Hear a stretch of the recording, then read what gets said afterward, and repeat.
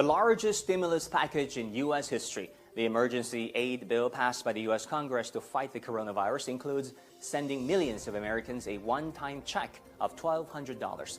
Some would think this is welcome news in these dark times until they looked at another set of data.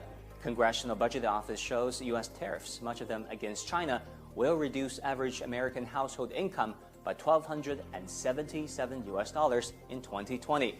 In other words, the U.S. government is paying the Americans now almost the exact same amount it will charge them later this year. No matter how many times President Trump claims that other countries are paying the price, evidence shows tariff is a tax paid mostly by American businesses and consumers.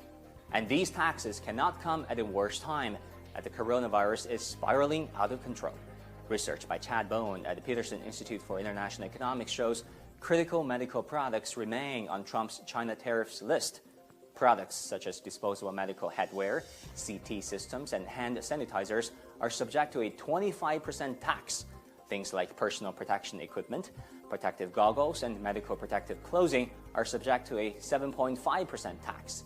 With these goods becoming more expensive, U.S. hospitals and clinics buy less of them from China and more from other countries, often at a higher price. Imports of Chinese medical goods fell by 16%, or nearly $200 million in the past 2 years.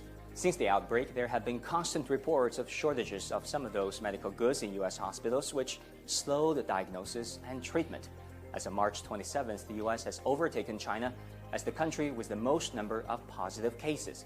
All this could have been avoided. In June 2019, Lina O'Neill, vice president at Health Industry Distributors Association, said at a Section 301 tariff hearing, which I happened to attend as a Washington-based reporter back then, that tariffs on critical healthcare products put a risk to our nation's public health preparedness. Apparently, prescient calls like this went unheeded.